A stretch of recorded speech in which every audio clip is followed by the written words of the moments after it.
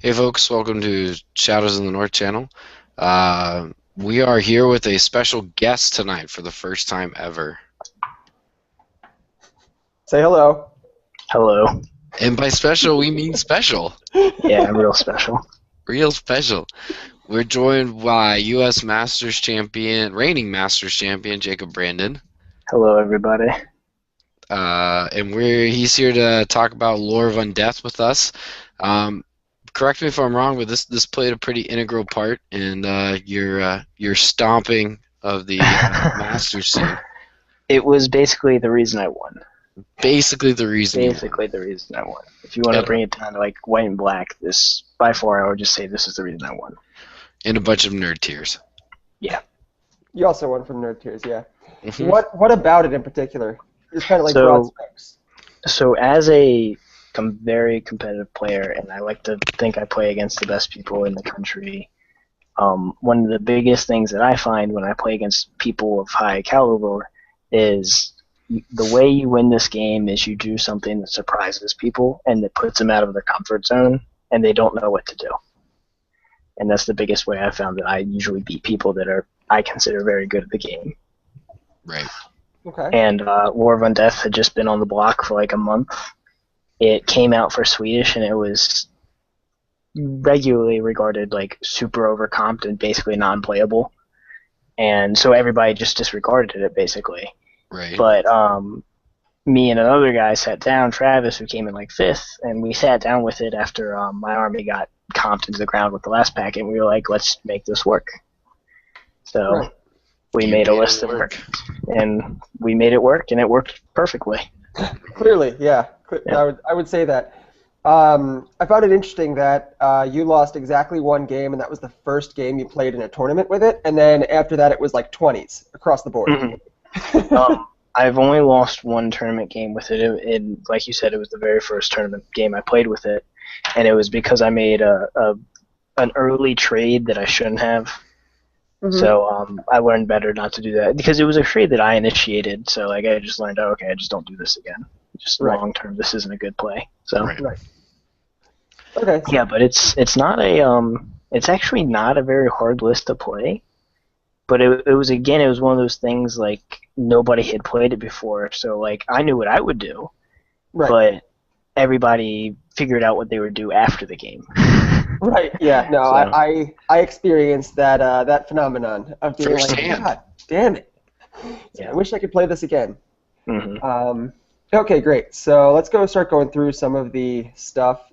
So for anyone who doesn't know this lore, we are going to kind of walk through, I guess, the basics, and then we're going to talk about some of like the cool things that Jacob found about using the spell and stuff like that.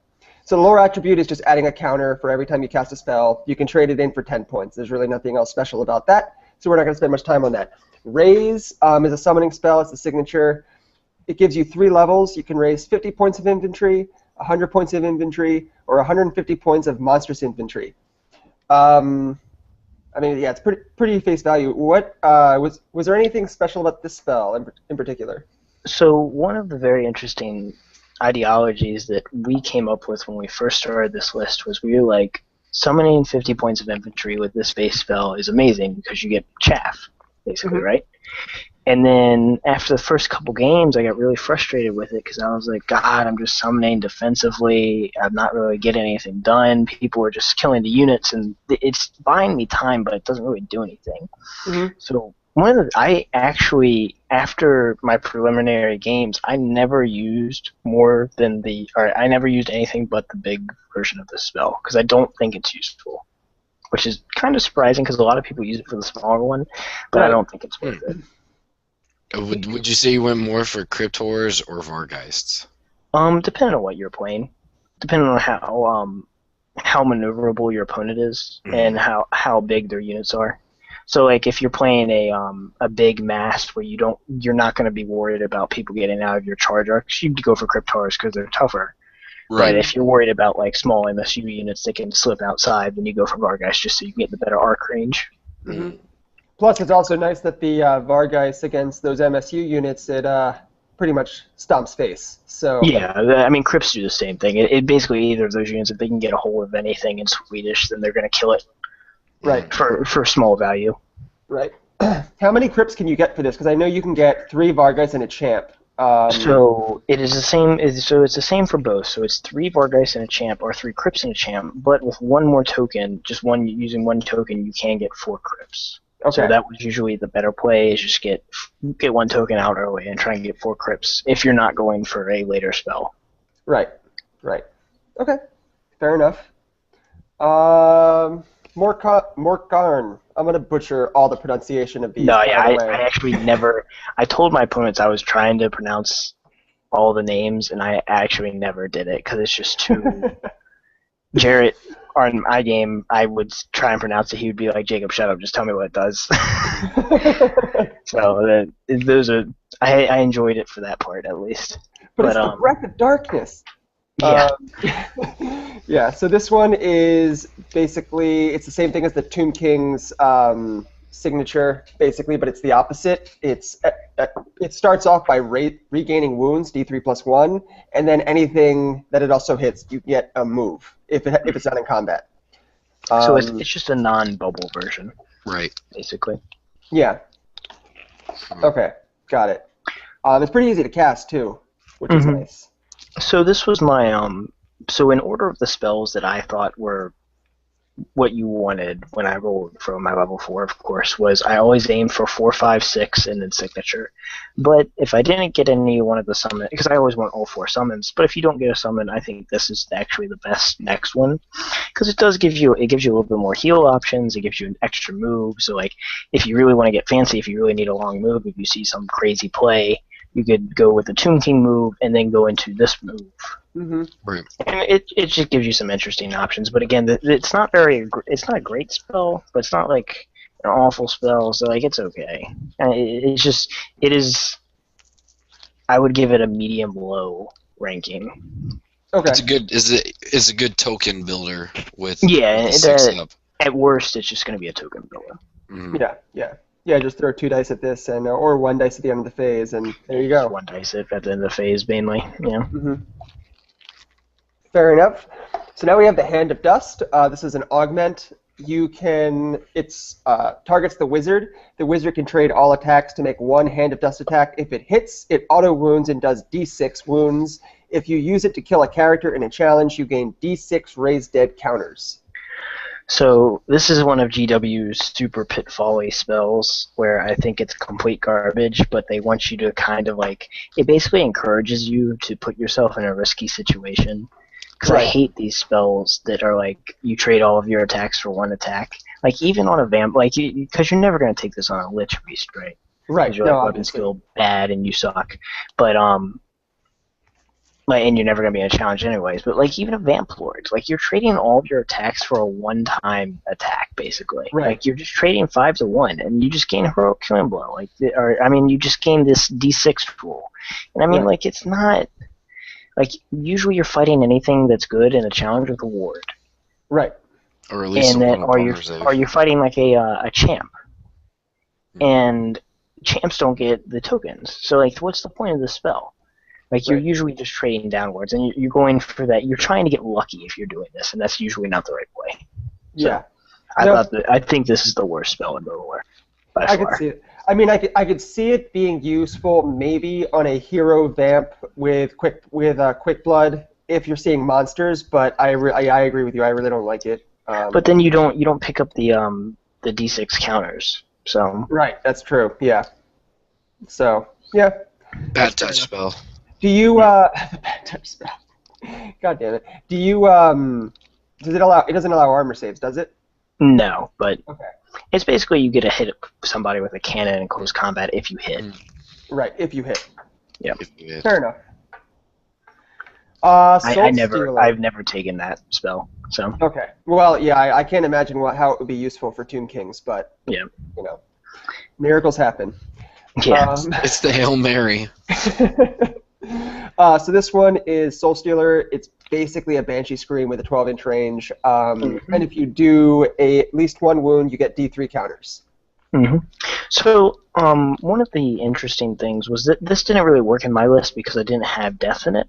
But one of the new the ETC lists that we've been playing around with the new Tomb Kings that has the level 4 of Undeath also has two level 2s of death and the Hero Titan, and like it basically gets you another Scream in there, or it gets you a Scream in the army. Right. Which with death can be really good because then you get Doom of Darkness and you get a Banshee Doom of Darkness Scream, and also get your D3 counter. So like I think this is totally fine if you're going with death in your army. But besides that, I mean, like, it's just one Banshee Scream. Still, it takes magic dice to get it, so it's not the best, but it definitely has more uses than Hand of Dust will. Well, yes. Fair enough. But again, it's one of those, like, usually the problem with the second and third spell are usually you're in situations where you shouldn't be if you can even use those spells. Right. Right. Yeah. And it's kind of like outside of the power of the lore anyway, which is summoning. Yeah. Right. You're in a bad spot if you're having to use those spells. So. Right. Yeah. You don't want your Undeath Mage anywhere near within 12 inches of damage. Yeah. So, yeah. Abyssal Swarm, this is an entertaining one. I think I have an idea of what you think of this one. It has 2 levels. The first one is up to 75 points of swarms, and that's for only a 10+. Or you can raise a unit of monstrous beasts of up to 150 points, which, what is that? That's, it's actually just Stalkers. Okay. And you actually need 2 tokens to get Stalkers out for the minimum. So, like this, the upper version of this spell, I don't think I'd never even consider because it's literally just Stalkers, which is kind of disappointing. So, but how about the low level? What's nice about that? This is actually probably my favorite spell in the lore because one of my favorite units to summon over the course of the term was Carrion, and this gets you 3 Carrion for 72 points. And the Carrion that are summoned, being able to march with Carrion is pretty legit because toughness 4, 3 strength, 4 attacks at weapon skill 3, skirmish flyers is really, really good. Especially when they're immune to panic, they can get in back lines, they can go after mages in a lot of armies and just swing Simul and die on the way out. So like they're really, really good. And the best thing was one of my favorite plays over this tournament was go long bomb charging with them, and if you miss, so what? Because you're going to have the Tomb King magic phase to get the bubble move anyway, so you can still chaff if you want. Yeah, true. So this was actually one of my favorite spells to do because it opened up a lot of plays with Carrion. And I mean, like, Spirit Hosts are really good too. It's just I loved playing with Carrion so much more because they could do damage. Right. Okay. Fair enough. Yeah. Yeah. I saw you do it a lot for not against me, obviously, because I'm demons, but I saw you raise a lot of Spirit Hosts at Masters and other stuff. And I also saw you use obviously Carrion as well. So yeah, pretty good spell for that matter. For stuff like that, which is nice. The Harbinger. I can't. Good English, Jersey. I mean, whatever. This isn't in medical school. I don't need to know how to pronounce this word. It has 2 levels. You can do a single character of 65 points for a 10+, or a single monster, chariot, or war machine for up to 200 points, and that's at a hefty 24+. So this would be the one that I think is the one you want to roll always because I think this is the most versatile. This is where you get your characters. This is where you get your Terrorgeist. This is where you get your Mortis Engine. So I like this is the spell to have in this lore. So like summoning single characters, you get a Necro for free. That's an extra channel. Immediately already worth it. He's not giving it points. You get a level 1 Vamp spell, maybe level 1 Death if you have a Tomb King. Because then, hey, Leadership 10 Spirit Leech. Like, all the options you can get with these Necros for 2 dice, usually, because you're level 4 with your plus, so you're averaging a 7, so you usually get it, but with the Hero Titan, you're going to get plus D3, so even if you roll super low, you're going to get it. So, like, getting a character out, and also, he's chaff at worst, and he'll still get the 2 channels through. So, like, getting a character out with an extra lore, or extra spells, what you need at the time is amazing. And, of course, Invocation is also really good. Right. Yeah, especially with Tomb Kings not being able to raise that much, having that Invocation really kind of helps. I think against you, I probably killed about 6 or... I think I probably killed like 3 or 4 like level 1 Necros over the course of the game. I usually threw for the character every turn. I don't think there was a game where I didn't throw for a character every turn. I never probably skipped a turn without throwing at least 2 dice at this spell. Right. Fair enough. And then the Dark Riders, 16 plus, and you get a unit of cavalry, monstrous cavalry, or chariots for up to 150 points. The standout thing you can raise here is Hex Wraiths. Did you do that often? So one of the few things that was interesting about playing at Masters was I actually didn't summon a lot of ethereals in a lot of my games, which was a pretty big misconception. Like the thing was like I only summoned ethereals really in one game, which was one of the two televised ones, which was against Jarrett. Right. In game 1, I summoned a Spirit Host turn 5 just to block an Old Blood, but I could have done that with anything because he had a magic sword anyway. That was the spell that was left. I never summoned ethereals up until Jarrett's game after that. Okay. But I did summon a unit of Hex Race to swipe my Ogre player turn 4 or round 4. Okay. But it's just very interesting because like this was a spell that honestly like everybody was afraid of, but like I honestly think was like the least scary thing because people were like, oh, I'm scared of Hex Race, they're a big deal, so they stopped this spell. So I never really got it off.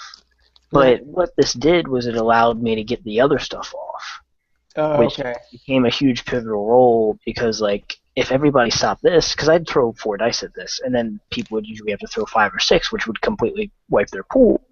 Mm-hmm. And then I'd get like 5 dice left to do whatever I wanted with. Right. And I think this spell, even though I never really got to use it, was the reason I won because people were just so terrified of what this could do. And honestly, I think most people were wrong because this is actually the spell that I would let go because Hex Race, honestly, they don't kill things quickly. Right. Yeah. They hold people up, but like the misconception about ethereals is everybody's like, oh, ethereals are going to shred my army, but ethereals don't do a lot of damage. Yeah, they just tar pit stuff. Mm-hmm. So I think that was the biggest misconception that people got wrong was they were too scared of ethereals, and like Vargs do more damage than ethereals do, but they stopped the Hex Race, so the Vargs came out. And then they wrecked their army. Fair enough, yeah. I can see that. So this is the 6 spells. Yeah, I mean, I have never used the lore. I've played against it. And one thing I noticed both by playing... Well then. Well. So it seems we lost John. He was the owner, so he was the owner. I am not sure what just happened. I think we're still broadcasting live. I think we are. He is back. I am indeed back. All right, let's see about this. Still doing it live. For some reason, we're still live. I think we are still live. I think that's good. Look at your beautiful face. I know, it's beautiful. Okay, so I think we're locked onto me now. Yes. Yes, you are. Okay, and now I'm going to screen share again. Sorry, I don't know why my computer keeps falling asleep all of a sudden. That's all right. Yeah. So, second time it's done that.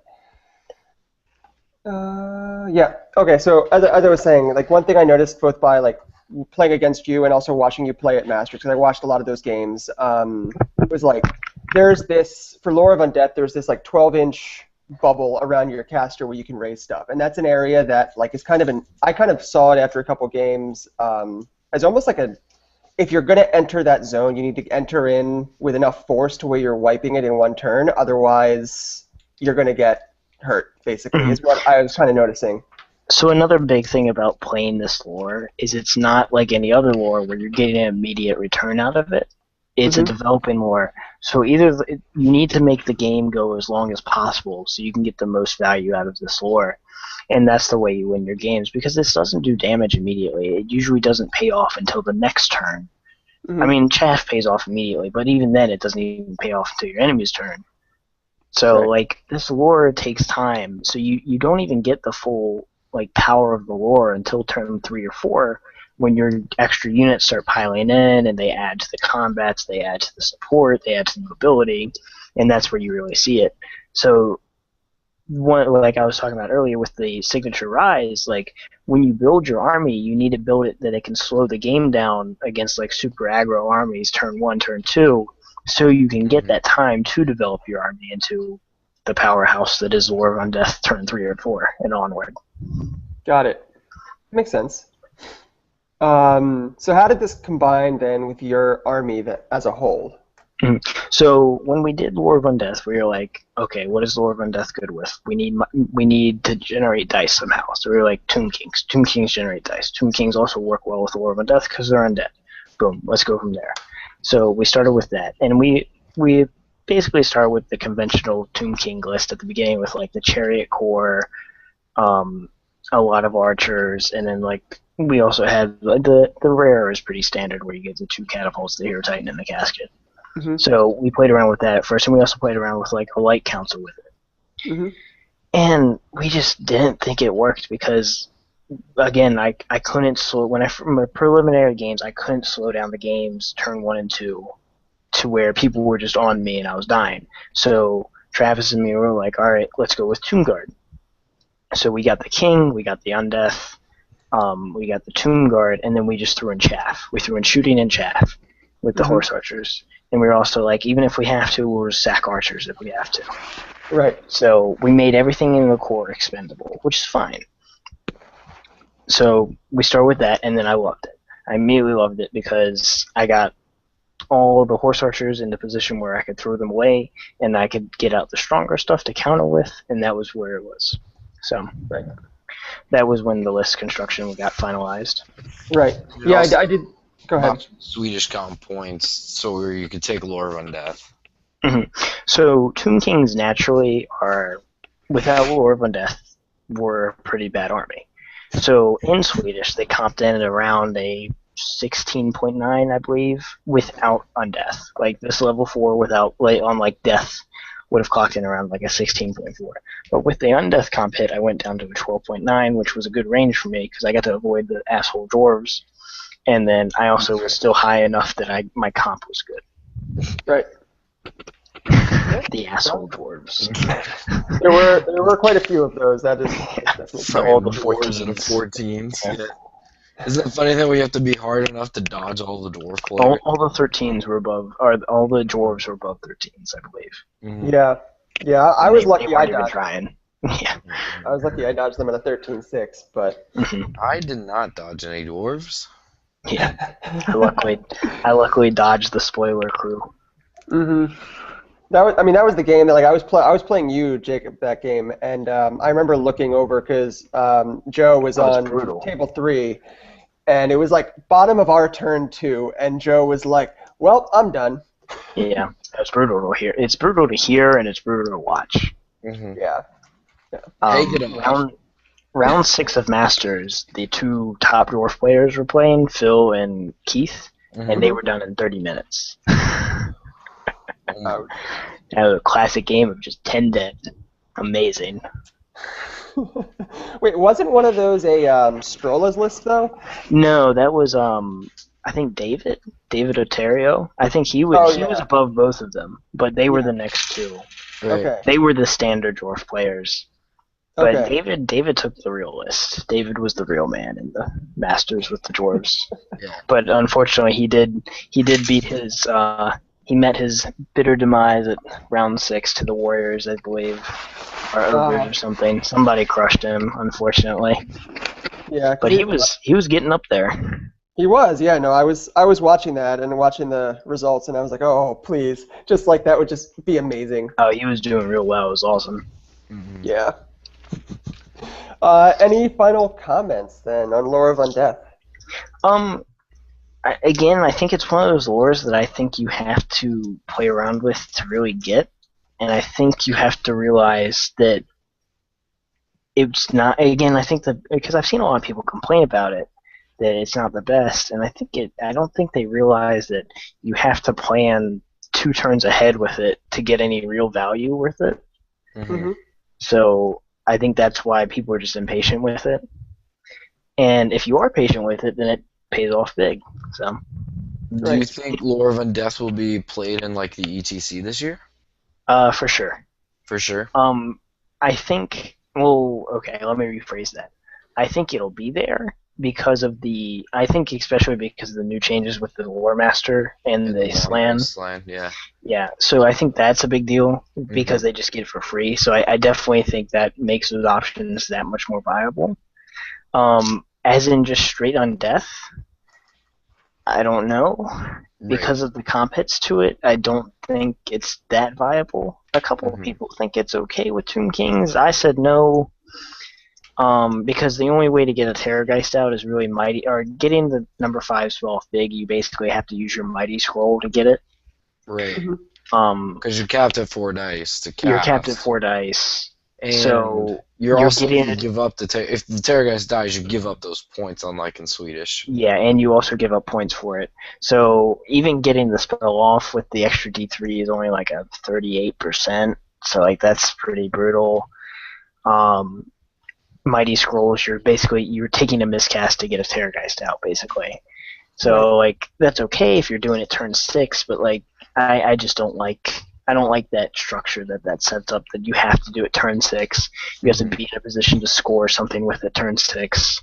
You're going to get one shot at variance on 2 dice on turn 6 to score big. Like there's just a lot of factors that I don't like about it. People have been trying like Night Goblins with the magic mushroom dice because that doesn't count towards the pool. So you can get technically 5 dice with it, but like again, I don't think it fits that well in Orcs and Goblins. I honestly don't think it's playable in anything but Tomb Kings or VC. So. Now, how would you counter Lore of Undeath in a Swedish comp game? So one of the things that nobody really did, and I told John about this after he played me, was just like any type of undead army, is one of those things they really struggle with is if you jam on them all at the same time. So I only have, if you look at this list, I only have 1 unit that really matters, and it's the Tomb Guard, and that's the only thing that matters. Everything else is going to die to anything else. So if you can hold it up and you can jam on my other stuff as well, like turn 2, I'm in real trouble. But the thing is with a Masters game is usually people like to play it out and see how it goes, and they usually like to make the moves turn 3 or 4. Right. And that's how they get caught. And that's when your lore starts like really cranking. It starts kicking in. So one of the big things, like Bergie round 6, he jammed on me turn 1, and luckily, like I went into it knowing that I had a lead on him, so I played for a tie. But he really could have put me in a bad position if he kept going, and he actually, because like he jammed turn 1, but then he slowed down with his big bunker. He stopped charging, or I started chaffing it, and instead of charging it, he started shooting it to clear it, which I thought was a huge mistake because he could have got me. I think he messed up there, from my perspective anyway. I think that was a misplay. Yeah. But I think when you jam on it, it really struggles. And the other thing is always just to take the tie, because especially in Tomb Kings, like I can't force anybody to come at me. I'm too slow to make that happen. Right. And even with Lore of Undeath, if only the points that I summon get there, it's not going to kill somebody's army. So, and the other thing is you can just sit back across from the other side of the board and just say, all right, I'm going to tie this game. Yeah. So, those are your 2 options. Yeah. I think if you half commit, or if you try and feel it out, you're going to lose. You're going to lose big. Because you get caught by these undead, unbreakable units that are going to stick you. Right. Now that's what happened to me against you, and I learned that by game 6, because I turned it around and faced Lore of Undeath again, and it was over by turn 3 because I did exactly what you told me to, and was like, just rush. I would like, for the record, to point out that I told you to do that in the hotel room before you played. Just go get him. Well, don't even hesitate. Just go get him. It's one of those things. Is like he moved up turn 1, but like I got off something. I killed the Soul Grinder, and like it seems like you set into panic mode when something like that happens, but. Right, because like it's just one of those armies that like again, if you don't know how to approach it, you don't want to just jam on it, because the thing about jamming is it puts you into a situation where you're usually going to get a 20 or you're going to get a 0, and a lot of people don't like that, especially in a long term. If you're playing for your tournament life in a long term value, that's not the right play usually. So, like at Masters, people don't want to jam because if you take a 0, you basically just lost your shot. Right. But if you take like an 8 or a 7, you still got a shot. You can go 5-1 and win Masters. I went 5-0-1. So, if you win your games, if you win your big games big enough and you lose your bad games small enough, you'll win. Yeah. Yeah. Fair enough. Anybody want to add anything else? The new shit. The new shit. I just wanted to talk about this because this was the I told both of you guys this, but I just kind of want to put this online because I thought this was a really funny moment at Masters when I was watching you play, Jacob. You were playing against Jarrett Messing. This is kind of when I started to kind of look at Lore of Undeath as, that like 12-inch bubble where like once you get in there, you go in there with everything as hard as you can and try to drop you, because if you try to start grinding and you spend too much time, you're going to get taken off.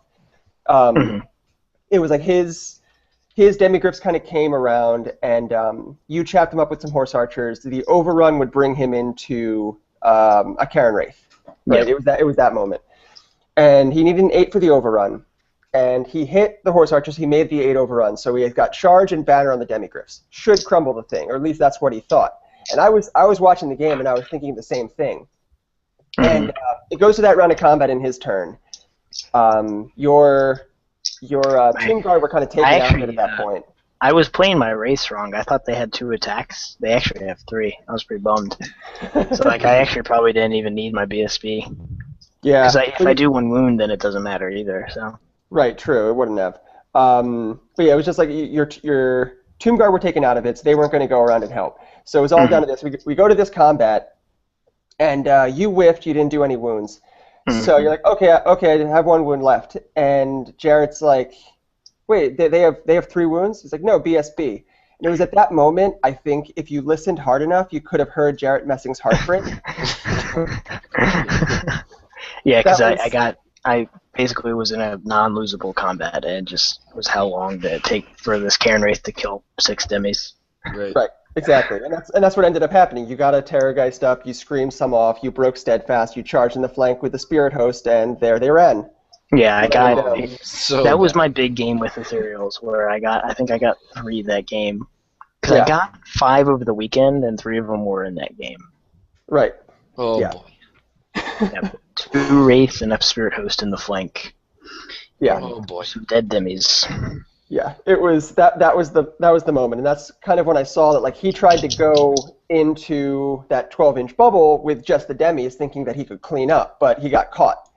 That's kind of when I was thinking that like if you're entering that 12-inch bubble, go in with everything and jam on it. So they can't raise enough stuff to chaff you, they can't raise enough stuff to tie you up, and they can't raise enough stuff to scream you off or kill you off. That was an interesting army. That was my besides my army, of course. Like that was my favorite to win the tournament, was Jarrett's army. That was ours too. If you listen to our review. That was yours. That was mine. I pointed that army. Yeah. That was yours. Mine was Jacob's. That's true. Okay. All right. You didn't say Jacob's was going to win. Jacob's. I won a lot of money off betting on Jacob.